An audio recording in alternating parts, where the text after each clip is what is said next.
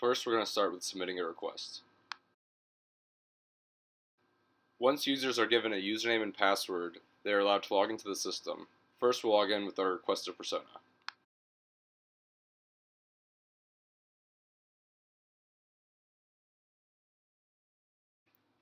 Next, we will use the navigation tabs to navigate the application. After clicking the Submit New Request button, the request form will pop up. Use the command to select multiple job functions, and then enter a justification for why you need this access. After completing the form, click Confirm to submit the request. Once the request has been submitted, you will then see the request object information on the screen. Next, we will go over approving a request as a data steward. After logging in with the data steward account, you will see different navigation tabs. Click on the Approve Request tab to see requests with pending status. After clicking on the request number, the data steward will then be able to edit the request.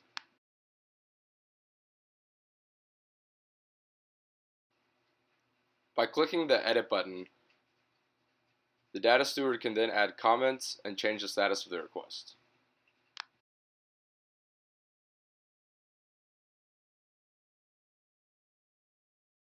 By clicking Save, the data steward will have successfully updated the request object.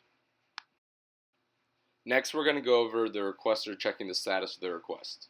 By clicking on the My Request tab, a table will be shown of all active requests submitted by this user and their current status. Click the request number for a detailed view of that request object. Next, we're going to show the data steward requesting additional information from the requester. After a request has been submitted, the data steward can click on the request object like before and view the request information. The data steward has concluded that additional information is needed from the user in order to grant access. So the data steward will leave this in the comment box and then after change the status to additional information needed. After the data steward has changed the status of the request, the user that created the request will be notified of the status change. After the user logs back onto the application, they can now see requests with additional information needed. These requests will be shown here and in addition on the My Request tab. After the user clicks on the request object, they can now see that the status has been changed to additional information needed. The user can then fill in the text box with additional information needed, justifying why they need the access.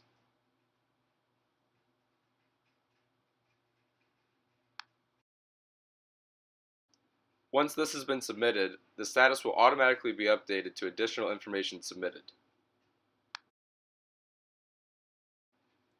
After reading the additional information that has been submitted, the data steward can then make a decision on whether or not the status should be approved or denied.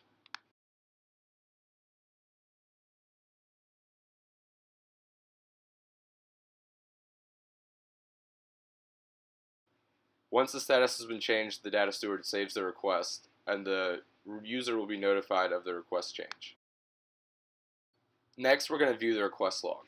This tab is only accessible by the data steward and displays all requests in the system. This is helpful when auditing the system. Next, we're going to go over revoking users' access to the system. This is done on the back end and is under the Manage Users tab. When we edit the user, we can then deselect the active checkbox, making this user inactive.